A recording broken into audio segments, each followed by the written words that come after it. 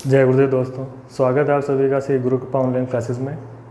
पिछले वीडियो में हमने बात की थी इलेक्ट्रिक डाइपोल विद्युत द्विध्रुव के बारे में, और इस वीडियो में हम बात करने जा रहे हैं उस इलेक्ट्रिक डाइपोल के कारण उसकी अक्षीय रेखा पर किसी बिंदु पर विद्युत क्षेत्र ज्ञात करना, है ना। मतलब हम ये डाइपोल है, ठीक, और इसकी अक्षीय रेखा पर किसी बिंदु पर हम ज्ञात करना चाहते हैं विद्युत क्षेत्र। तो ये करने से पहले थोड़ा बेसिक्स देख लेते हैं जो हमें उसकी यहाँ ज़रूरत पड़ेगी। तो वो क्या है? तो हमने विद्युत क्षेत्र कहीं पढ़ी है। अगर मैं पॉजिटिव की बात करूँ, धनात्मक आवेश, उसके लिए विद्युत क्षेत्र रेखाएँ कैसे होती है? बाहर की ओर इस ऐसे, ठीक। मतलब इसके लिए विद्युत क्षेत्र की जो दिशा होती है वो बाहर की ओर होती है, इस प्रकार से, ठीक। सेकंड है नेगेटिव के लिए। नेगेटिव के लिए क्या होती है? वो होती है अंदर की ओर। जो विद्युत क्षेत्र की दिशा होती है वो होती है अंदर की ओर, इस प्रकार से।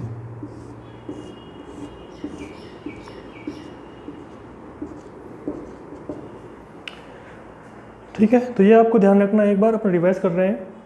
दूसरा, किसी बिंदु आवेश के लिए आपने विद्युत क्षेत्र की तीव्रता ज्ञात की थी, तो वो तीव्रता आई थी E = 1/4 pi epsilon not Q/r²।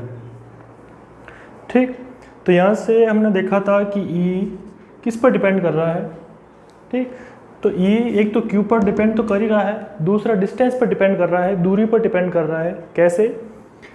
यहाँ से हम देख पा रहे हैं E इन्वर्सली प्रोपोर्शनल है, व्युत्क्रमानुपाती क्रमानुपाती है r² के, ठीक। तो जैसे जैसे डिस्टेंस बढ़ेगी, दूरी बढ़ेगी, ये क्या होगा? कम। मैं ऐसे लिख रहा हूँ, जैसे जैसे डिस्टेंस बढ़ेगी ये क्या होगा? कम, ठीक। तो जिसकी दूरी कम उसका विद्युत क्षेत्र अधिक, जिसकी दूरी अधिक उसका विद्युत क्षेत्र कम, ठीक।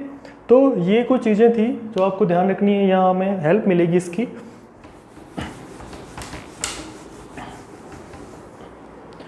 अब यहाँ देखिए, ये इलेक्ट्रिक डाइपोल है, -Q + Q, ठीक।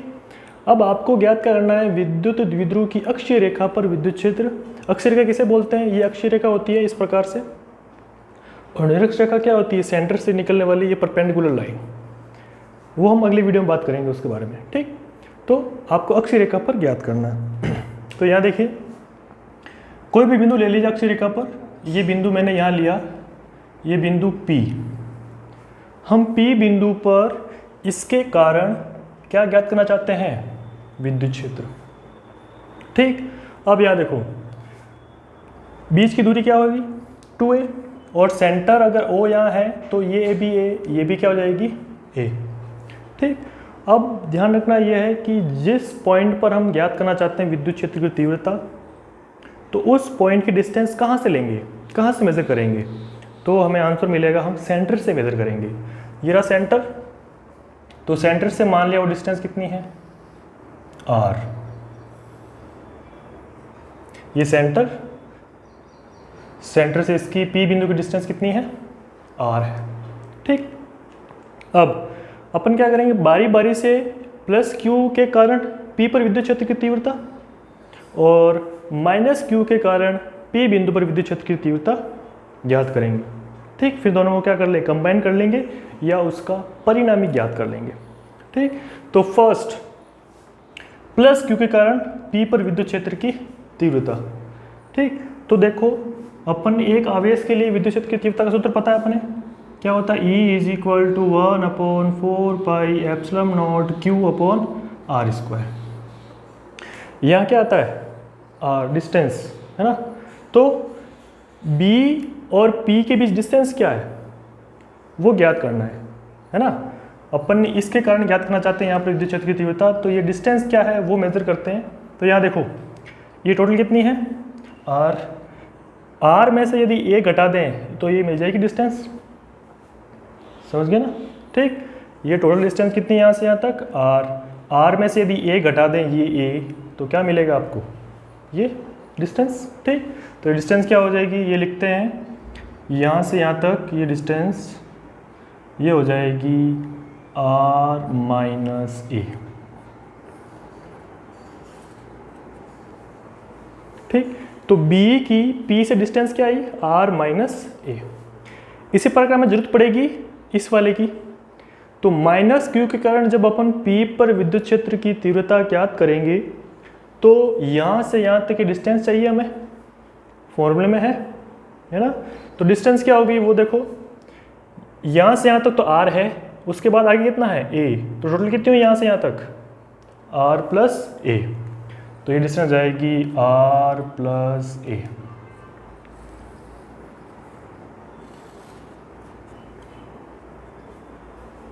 क्लियर है, समझ में आएगा।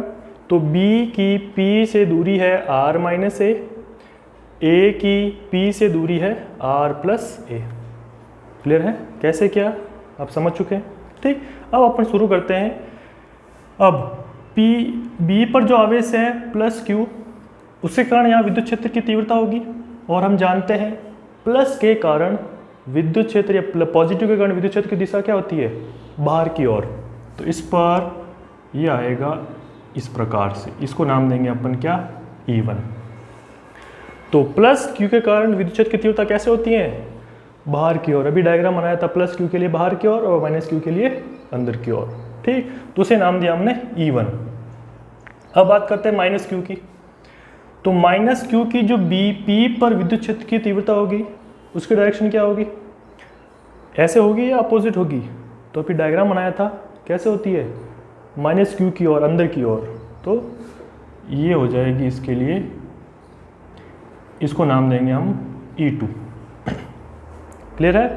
तो P बिंदु पर प्लस के कारण E1 ये, और P बिंदु पर माइनस Q के कारण इस दिशा में। क्लियर। तो ये डायग्राम समझना ज़रूरी है, अगर ये हो जाए तो 50% काम यहाँ लगभग हो जाता है। ठीक, अब हम शुरू करते हैं इसको। तो क्या लिखेंगे, P बिंदु पर प्लस Q के कारण विद्युत क्षेत्र क्या होगा, तो उसे नाम दिया आपने क्या, E1 is equal to 1/4 pi epsilon not Q upon, दूरी आती है, क्या है दूरी दोनों इसके कारण यहाँ से, तो R माइनस ए का स्क्वायर। ठीक है।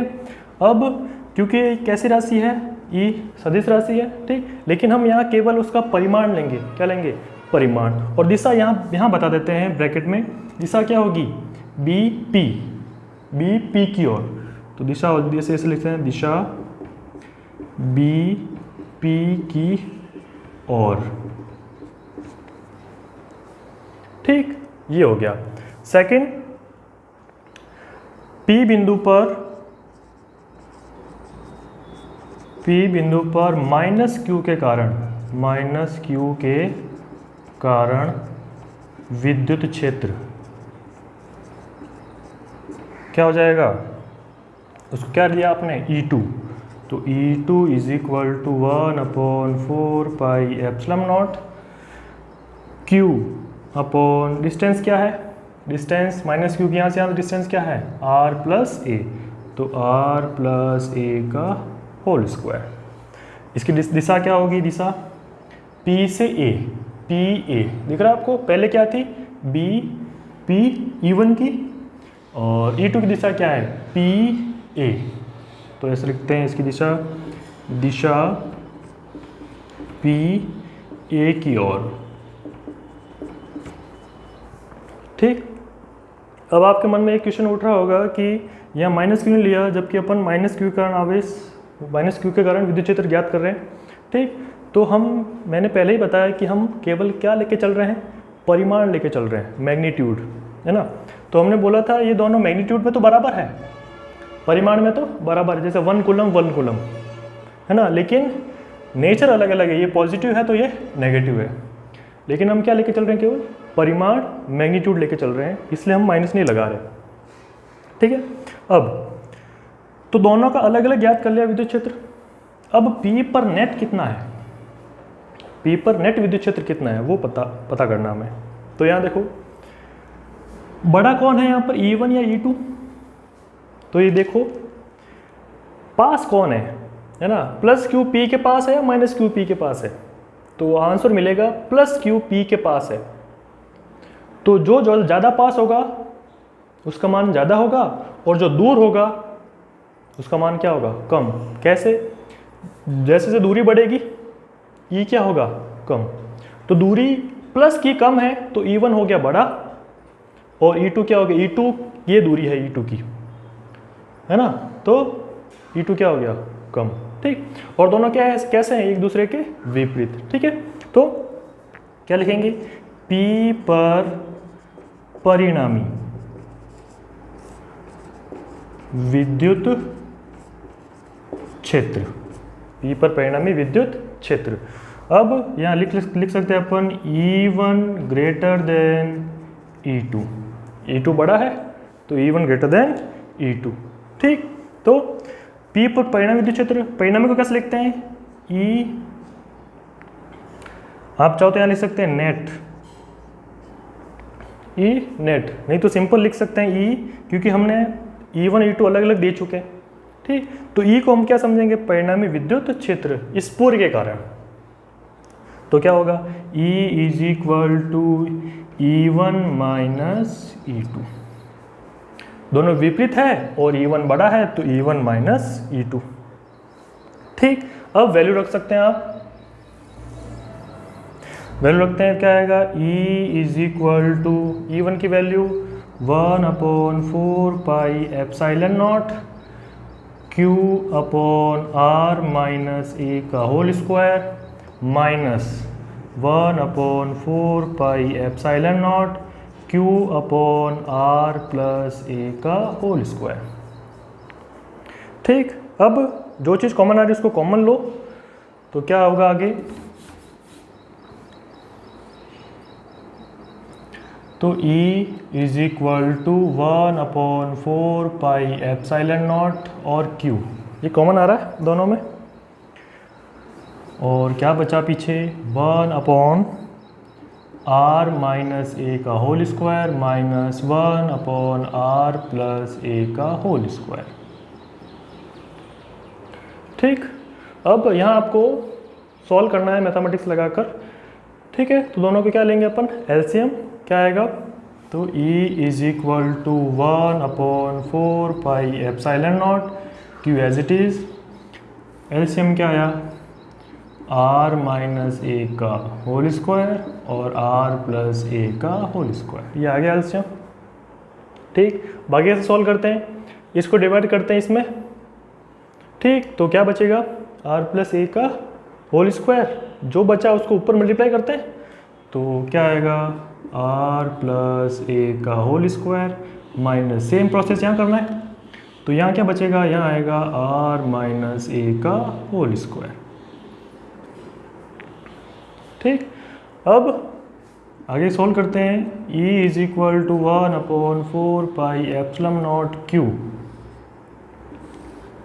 देखो इसको क्या लिख सकते हैं, आपने सुना होगा A minus b a plus b, है ना मैथमेटिक्स में, तो उसको कंबाइन करके क्या लिख सकते हैं, A माइनस बी और A प्लस बी को क्या लिख सकते हैं, A square minus b square, तो लिख दो, तो क्या आएगा, R square minus a square, लेकिन ऊपर स्क्वायर है और, तो ए स्क्वायर कर दिया, है ना, A माइनस बी और A प्लस बी को क्या लिखते हैं, A square minus b square. ठीक, वो तो लिख दिया, अब ऊपर भी स्क्वायर है तो एक स्क्वायर ऊपर कर दिया। ठीक, ये हो गया। अब ऊपर सॉल्व करो, होल स्क्वायर ओपन करते हैं, तो इसको ओपन करने पर क्या मिलेगा, R square plus a square plus 2AR, फिर यहाँ माइनस।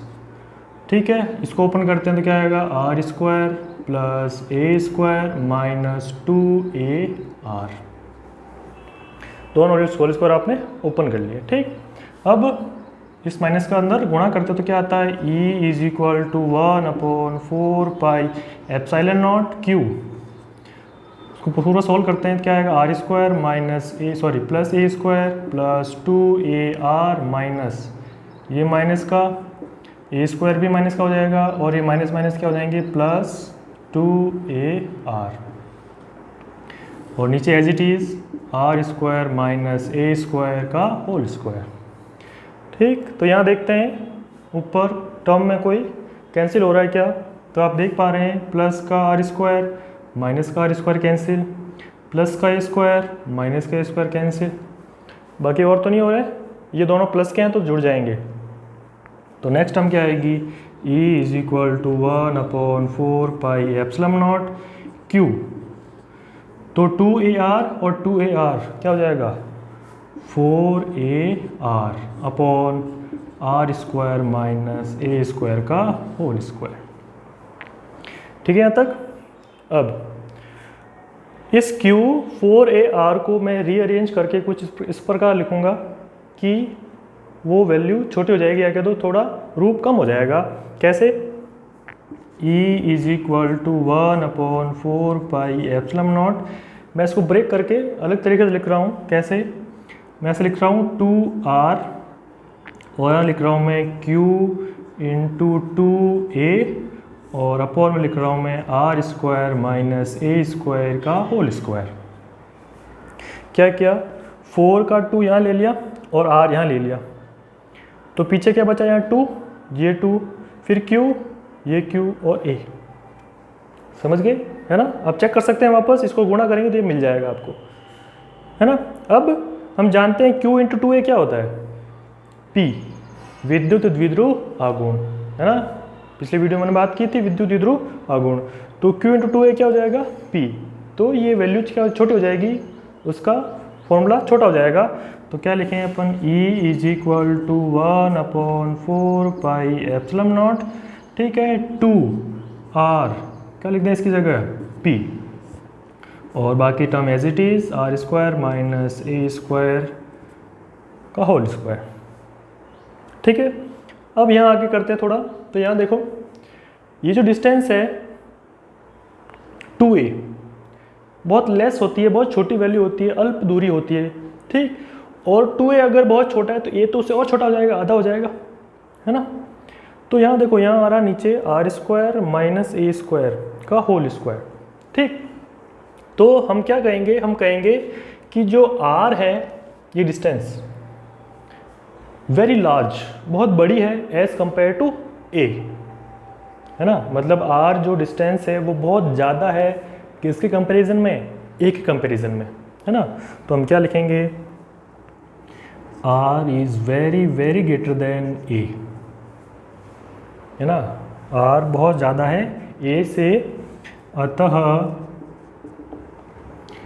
A स्क्वायर को R स्क्वायर की तुलना में नगण्य मान सकते हैं। ठीक है, R बहुत ज़्यादा है A से, ठीक। तो हम A स्क्वायर, या जो टर्म आ रही है A स्क्वायर, उसको R स्क्वायर की तुलना में क्या मान सकते हैं, नगण्य, क्योंकि R बहुत ज़्यादा है, ठीक। तो यहाँ क्या बचेगा, तो E is equal to 1/4 pi epsilon naught 2R P upon, ये तो ज़ीरो हो गया, नेगलेक्ट कर दिया आपने, तो क्या बचा R स्क्वायर, R स्क्वायर के ऊपर होल स्क्वायर है तो R की पावर 4, तो ये हो जाएगा R की पावर 4। ठीक है, अब ऊपर एक R है, नीचे R की पावर 4 है, तो एक R को अपन कैंसिल कर सकते हैं। तो इस R को कैंसिल किया तो यहाँ पावर कितनी बची, 3। तो रिजल्ट क्या मिला आपको लास्ट में, तो E is equal to 1/4 pi epsilon naught 2P upon R cube, 2P upon R cube. ये फाइनल रिजल्ट आया विद्युत क्षेत्र का, कहाँ पर, बिंदु P पर, और बिंदु P कहाँ है, अक्षीय रेखा पर, ठीक। अब आपको ये बताना है कि ये जो परिणामी विद्युत क्षेत्र आया है उसकी दिशा क्या है, उसकी दिशा क्या है। तो देखो ज़्यादा कौन है, बड़ा कौन है, E1 ये, और छोटा कौन है, E2 इस साइड में, है ना। तो परिणामी विद्युत क्षेत्र की दिशा क्या होगी, इस साइड, इस प्रकार से, है ना। और वही दिशा किसकी है, P की, है ना। P क्या है, विद्युत द्विध्रुव आघूर्ण, मैंने स्मॉल लिया इसको यहाँ पर, विद्युत द्विध्रुव आघूर्ण, है ना। क्या दिशा होती है उसकी, माइनस से प्लस की ओर, ये माइनस से प्लस की ओर। तो जिस दिशा में विद्युत द्विध्रुव आघूर्ण है उसी दिशा में परिणामी विद्युत क्षेत्र है। ठीक है, एक नए तरीके से समझ सकते हैं अपन, E1 इसको अपन बल मानते हैं, मान लिया ये इधर बल लग रहा है 10 न्यूटन, कितने न्यूटन, 10 न्यूटन बल उस साइड लग रहा है, ज़्यादा ले रहे हैं हम क्योंकि E1 ज़्यादा है, और इस साइड ले रहे हैं हम 5 न्यूटन। आप यहाँ खड़े हैं, है ना, कोई आपको इधर 10 न्यूटन से खींच रहा है और आपको इधर खींच रहा है 5 न्यूटन से, तो आपका डिस्प्लेसमेंट किधर होगा, परिणामी विस्थापन किधर होगा, आप किधर गति करेंगे, तो आंसर इधर जाएंगे। 10 न्यूटन इधर लग रहा है, 5 इधर लग रहा है, तो आप कहाँ जाएंगे, इस दिशा में। तो जो परिणामी विद्युत क्षेत्र की दिशा आ रही है अक्षीय स्थिति पर, वो कहाँ आ रही है, P की दिशा में, ये है ना, माइनस से प्लस की और इस दिशा में। ठीक, तो इसको वेक्टर रूप में लिख सकते हैं अपन, कैसे, सदिश रूप में। सदिश रूप में कैसे लिखें, तो लिखेंगे E vector is equal to 1/4 pi epsilon naught 2 P upon r³। ये इसकी वेक्टर फॉर्म हो जाएगी।